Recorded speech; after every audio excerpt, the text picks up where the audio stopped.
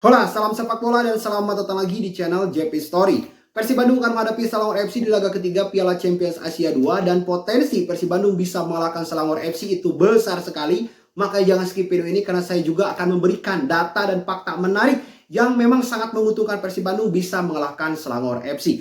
Namun sebelumnya untuk teman-teman yang belum subscribe channel ini silahkan subscribe dulu, tekan tombol like-nya dan tuliskan pendapat kalian serta analisa kalian di kolom komentar. Oke, mari kita lihat dulu klasemen sementara sampai dengan pertandingan kedua kemarin. Saat ini Persib Bandung berada di posisi kedua dengan 4 poin, hasil satu kali seri menghadapi Lion City Sailors, lalu juga satu kali kemenangan melawan Bangkok United. Nah, sedangkan untuk Selangor FC itu berada di posisi keempat, ya. Hasil dari 2 kali pertandingan mereka tidak mendapatkan kemenangan, tidak juga mendapatkan hasil seri, hanya hasil kalah yang mereka dapatkan. Alhasil mereka saat ini mengoleksi 0 poin. Dan tentunya potensi besar bagi Persib Bandung bisa naik ke peringkat pertama, ya, tergantung hasil nanti di laga melawan Selangor FC. Kalau misalnya Persib Bandung menang dengan skor yang sangat telak, lalu juga Lion City Sailors misalnya seri A atau apalagi kalah, maka ya bisa dipastikan Persib Bandung bisa naik ke peringkat pertama. Dan tentunya melihat peluang Persib nih, ya, karena memang banyak netizen yang memang mengatakan, bukan mengatakan tapi sering lah ya membahas tentang potensi Persib Bandung untuk lolos ke 16 besar. Tentunya dengan sangat yakin saya mengatakan bahwa Persib Bandung ini akan lolos ke putaran selanjutnya atau ke 16 besar. Bahkan ke 8 besar pun Persib Bandung insya Allah akan mampu lolos. Hanya satu kuncinya, yaitu bermain efektif dan konsisten. Gitu. Apa itu bermain efektif? Yaitu memaksimalkan kesempatan yang dimiliki. Baik itu dari segi peluang, ya kan? Apalagi di saat transisi negatif serta transisi positif itu memang harus dimaksimalkan karena itu menjadi ciri khas permainan Persib Bandung di era Boyan Hodak. Gitu. Belajar dari laga melawan Bangkok United, memang ada beberapa hal yang memang harus diperbaiki lah oleh Persib Bandung. Di antaranya adalah eksekusi akhir. Nah, ini yang memang menjadi bukan kendala sih, tapi hal yang memang harus diminimalisir lah ya. Potensi gagal atau potensi tidak gol atau potensi bisa diantisipasi oleh kiper itu harus dimaksimalkan gitu. Nah, ini menjadi tugas tersendiri untuk lini depan Persib Bandung, ya kan, oleh Andrew Jung yang memang saat ini sedang ada di kepercayaan diri yang sangat bagus, dan juga William Barros, gitu ya, bahwa sekecil apapun peluang itu harus dimaksimalkan. Apalagi di Piala Champions Asia 2 ini yang lawan-lawannya bukan seperti di BRI Super League, gitu ya. Ini sudah levelnya di atas BRI Super League. Nah, jadi penting sekali untuk Persib Bandung memaksimalkan kesempatan sekecil apapun yang dimiliki. Tetapi melihat juga ya penampilan terakhir Persib Bandung di BRI Super League itu kan sangat begitu menjanjikan ya setelah berhasil mengalahkan PSBS Biak dengan skor 3-0 dan memang sudah kelihatan gitu ya. Chemistry di antara pemain itu sudah sangat cair sekarang gitu. Beda seperti di laga melawan Lion City Sailors misalnya atau di 5 pertandingan di BRI Super League. Itu masih masih berproses lah pemain-pemain Persib Bandung. Nah, namun sekarang dengan kepercayaan diri yang memang sangat begitu meningkat dari pemain Persib Bandung sehingga mereka mampu bermain dengan struktur yang memang sangat begitu oke. Oke, selanjutnya kita lihat dulu head to head pertemuan kedua tim.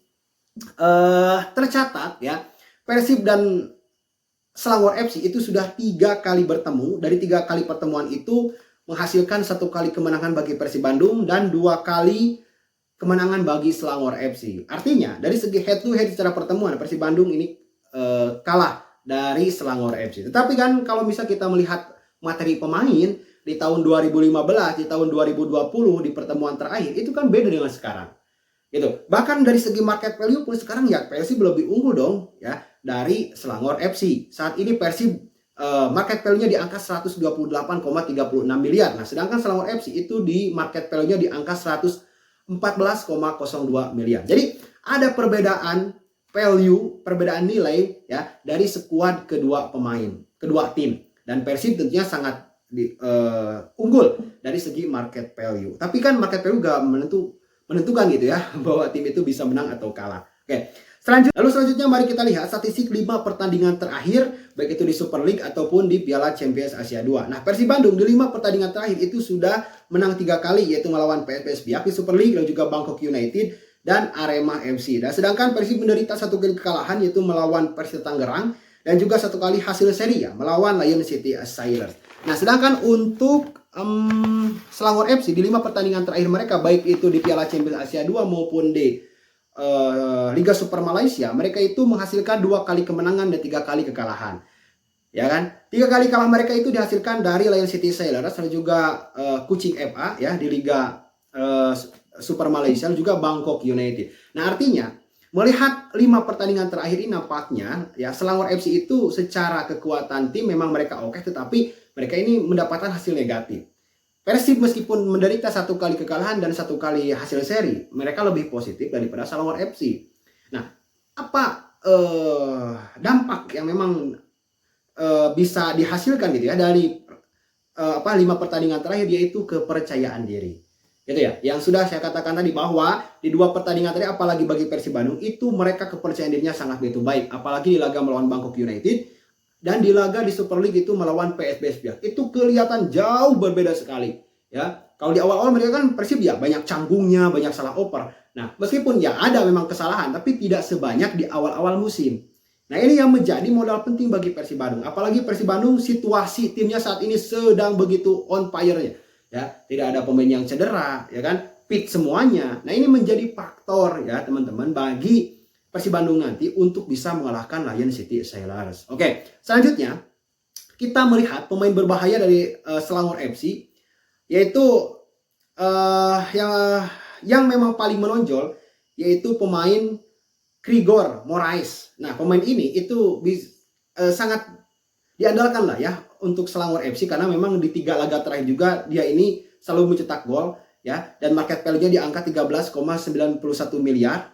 Dan tentunya harus diwaspadai oleh Boyan Hodak, harus ditandai lah ya bagaimana caranya mengantisipasi pemain ini, karena pemain ini yang memang saya lihat juga di cuplikannya itu punya kecepatan ya kan, lalu skill individu juga bagus. Nah, ini butuh pemain seperti Adam Alis atau Luciano gitu ya untuk menghentikannya. Nah, kelemahan Selangor FC bisa setelah saya analisa gitu ya di 5 pertandingan terakhir mereka, yaitu di lini pertahanan. Coba kalian cek gitu ya, mereka itu selalu kebobolan. Bahkan kebobolannya pun itu sampai 4 gol gitu ya. Oleh Bangkok United kan sampai 4 gol. Oleh Lion City Sailors itu juga sampai 4 gol. Nah, ini bisa dimaksimalkan bahwa tekanan ketika mereka memegang bola di pertahanan ini harus lebih tingkatkan lagi. Ya gitu ya. Karena kalau melihat kelemahan tim di segi pertahanan, ini sangat menguntungkan bagi Persib Bandung. Beda hanya kalau yang lemah misalnya di lini depan. Nah, ini agak sulit. Tapi kalau di lini belakang yang lemahnya, Persib bisa melakukan beberapa variasi serangan. Ya, misalnya dengan mengandalkan kecepatan ataupun mengandalkan umpan-umpan magicnya Tom Haye ya, yang langsung menusuk ke jantung pertahanan dari Selangor FC. Dan banyak variasi-variasi misalnya dengan memainkan William Marcelio ya, yang punya skill individu dan memang dia pun gemar menusuk ke dalam. Banyakkah yang bisa dimanfaatkan oleh Boyan Hodak di laga nanti. Gitu ya. Makanya saya katakan bahwa Persib ini berpotensi besar. Karena yang tadi ya, Persib unggul dalam 2 hal dan Selangor unggul dalam 1 hal. Kalau diibaratkan itu 2-1 gitu ya. Jadi ya kita berharap lah ya Persib bisa mengalahkan Selangor FC agar tentunya koefisien poin di liga kita itu meningkat. Sekarang kan kita dampak Persib mengalahkan Bangkok United kan bisa menyalip Liga Kamboja tuh ya, yang selama ini sangat sulit sekali untuk menyalip Liga Kamboja. Namun dengan berkat performa Persib yang memang sangat menjanjikan di Piala Champions Asia 2, nah itu kita mulai merangkak ya, satu tahap ya. Bahkan kalau Persib bisa jauh lebih melangkah lagi di Piala Champions Asia 2, wah itu gak kebayang. Bonus besar gitu ya, koefisien poin di liga kita itu meningkat. Jadi banyak keuntungan lah ya kalau misalnya Persib bisa melangkah lebih jauh lagi. Dan memang ada potensinya, sangat begitu ada. Makanya harus dimaksimalkan dan kita harus mendukung ya Persib Bandung agar bisa tampil maksimal. Nah, saya membuat analisa juga tentang prediksi line up. Gitu. Berkaca dari 2 pertandingan dan 3 pertandingan Persib Bandung, baik itu di Super League ataupun di Piala Champions Asia 2, maka semoga ini benar ya. Kalau salah pun ya ini hanya prediksi juga kan. Oke, prediksi line up yang memang sudah saya buat gitu ya. Di posisi penjaga gawang yaitu Adam Sibek. Kenapa? Karena saya melihat ketika training Persib Bandung itu Adam Sibek itu terus itu dioptimalkan oleh Boyan Hodak. Nah, kemungkinan dia akan main starter. Oke. Dan Jaja Pakualam akan menjadi pemain cadangan. Ya kan? Kan seperti itu kan harusnya gitu ya. Ada rotasi pemain. Karena 2 kiper ini kan sangat bagus kualitasnya. Jadi pas itu Bayern Hodak bingung. Ada si Beka dimainkan, sayang kan, ngapain dikontrak gak dimainkan, karena dia pun juga punya kualitas. Di samping itu ada Ciapaku Alam. Nah, situasi ini ya pemain sendiri yang menentukan gitu ya, di latihan, di sesi uji coba dan sebagainya. Oke, penjaga gawang Adam Psibek, kalau juga center back Federico Barba dan Matricardi. Kenapa saya bilang ini, karena melihat di pertandingan melawan PSBS Biak, kedua pemain ini sangat oke sekali, baik secara chemistry ya, secara defense mereka kokoh sekali gitu. Di posisi back kiri itu Eliano dan bek kanan itu Frans Putros. Mungkin juga mereka ditukar, misalnya Eliano di kanan atau Putros di kiri ya. Tapi gambaran saya kedua back sayap dari Persib yang akan diturunkan melawan Selangor yaitu Eliano dan Frans Putros. Dan dua double pivot di tengah yaitu McLeod dan Tom Haye ya kan, karena solid sekali loh.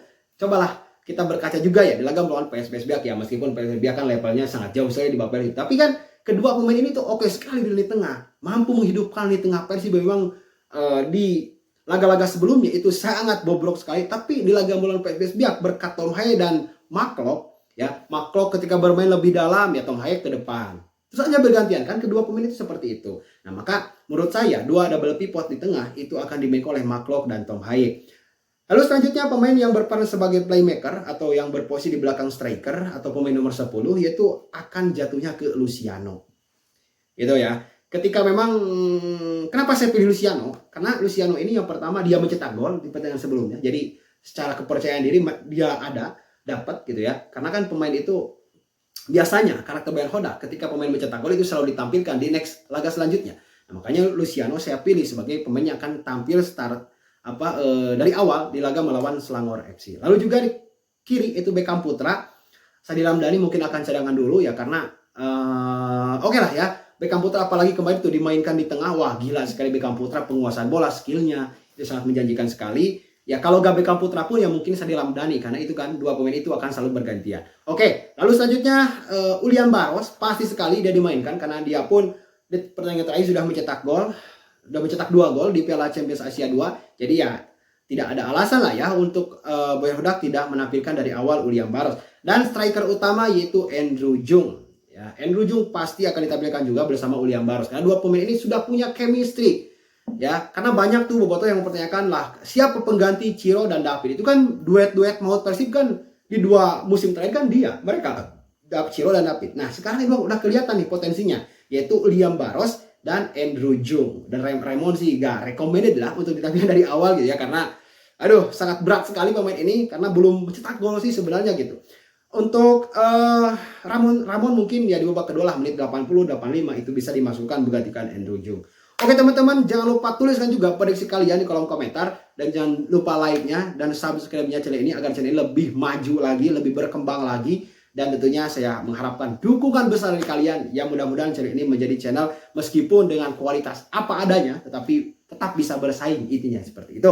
Oke, terima kasih, kita akan berjumpa lagi di konten selanjutnya. Salam sepak bola.